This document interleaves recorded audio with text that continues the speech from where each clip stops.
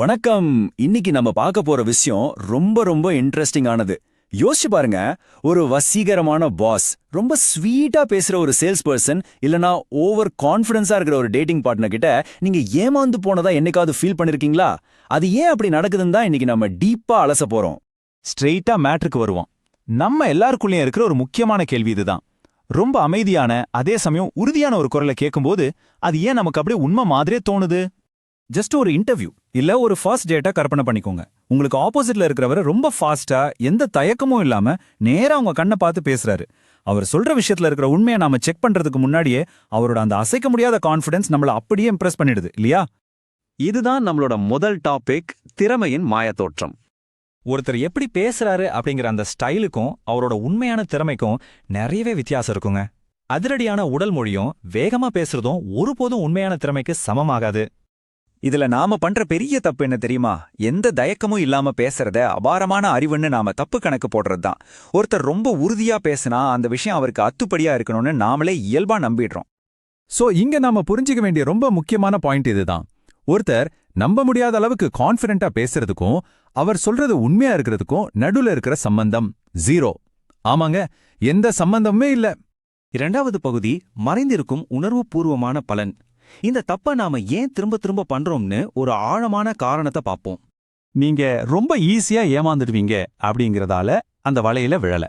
மத்தவங்களோட அந்த அதீத உறுதி உங்களுக்குள்ள இருந்த சந்தேகத்தையும் பயத்தையும் மறையச் செஞ்சதால தான் நீங்க அதை நம்புனீங்க. ஏன்னா நம்ம மனித மூளைக்கு எப்போதுமே குழப்பம்னாலே பிடிக்காது. அது ஒரு ஆபத்தாத்தான் மூளைக்கு தெரியும். இது நம்ம ஆழ் மனசுல நடக்கிற ஒரு சைக்கிள். நாம ஒரு விஷயத்துல உறுதி இல்லாம கவலையோட இருக்கும்போது அந்த இடத்துலயே ரொம்ப சத்தமான உறுதியான குரல் கிட்ட நம்மளோட கவலைய அப்படியே ஒப்படைச்சிடுறோம்.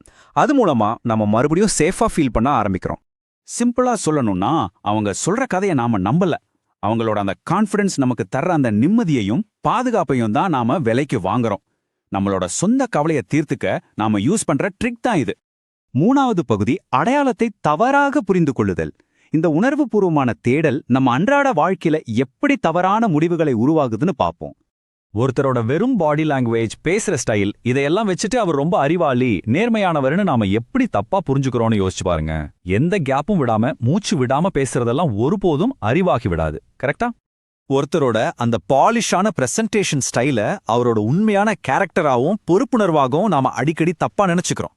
இப்படிதான் நம்ம லைஃப்ல குறுக்கிடுற டாக்ஸிக்கான ரிலேஷன்ஷிப்ஸும் மோசமான பாஸ்களும் ஈஸியா தப்பிச்சு வளமா வாழ்ந்துட்டு இருக்காங்க. நாலாவது பகுதி, நிலையற்ற தன்மையின் ஆபத்து.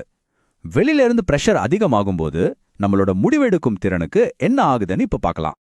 இத கவனிச்சீங்கன்னா உங்களுக்கு ஒரு விஷயம் நல்லா புரியும். அதிகமான ஸ்ட்ரெஸ் இல்லனா ஒரு பதற்றமான தருணத்துல நாம உண்மைகளை அப்படியே ஓரங்கட்டிட்டு யார் ரொம்ப உறுதியா பேசுறாங்களோ அவங்கள நம்பி நம்ம முடிவுகளை எடுக்க ஆரம்பிச்சிடறோம். நாம ரொம்ப கன்ஃபியூஸ்டா இருக்கும்போது நம்ம மூளை ஒரு ஷார்ட்கட்டை தேடுது. அதுக்கான ரொம்ப வேகமான ஷார்ட்கட் என்ன தெரியுமா? யார் சத்தமா பேசுறாங்களோ அவங்களோட உறுதியே நாமும் அப்படியே அக்செப்ட் பண்ணிக்கிறது தான்.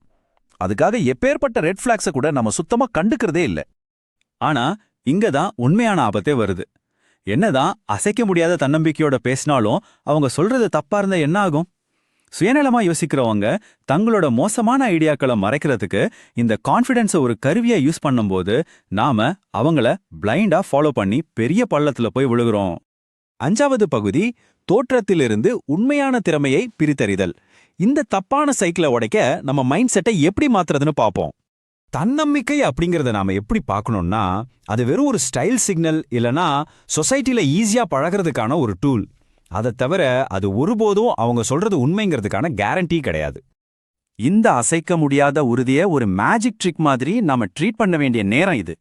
கொஞ்சம் வெயிட் பண்ணி ஒரு ஸ்டெப் பின்னாடி வந்து அவங்களோட அந்த பேச்சின் திரைக்கு பின்னாடி உண்மையாவே என்ன இருக்குன்னு நம்ம உற்று கவனிக்கணும். வெறும் வாய்ஸ் டோனை மட்டுமே நம்புறதுக்கு பதிலா அவங்களோட உண்மையான ட்ராக் ரெக்கார்ட் என்னன்னு நம்ம செக் பண்ணணும். அதே மாதிரி அவங்க சொல்ற கருத்தை நம்ம எதிர்த்து கேள்வி கேட்கும்போது அவங்க எப்படி ரியாக்ட் பண்றாங்கன்னு கவனிச்சு உண்மையை டெஸ்ட் பண்ணணும். ஃபைனலா இந்த ஒரு ஸ்ட்ராங்கான தாட்டோட நாம இன்னைக்கு முடிச்சுக்கலாம். ஒருத்தரை உண்மையா புரிஞ்சுக்க அவங்களோட கான்ஃபிடன்ஸ் சத்தத்தை அளக்கிறத நிறுத்துங்க. அந்த கான்ஃபிடன்ஸ் எந்த பேஸ்மெண்ட் மேல நின்னுட்டு இருக்குன்னு அளவிட தொடங்குங்க. நெக்ஸ்ட் டைம் யாராவது உங்ககிட்ட ஓவர் கான்ஃபிடன்ஸோட பேசும்போது அந்த சத்தத்துக்கு பின்னாடி இருக்கிற உண்மை என்னன்னு உங்களையே கேட்டுக்கோங்க.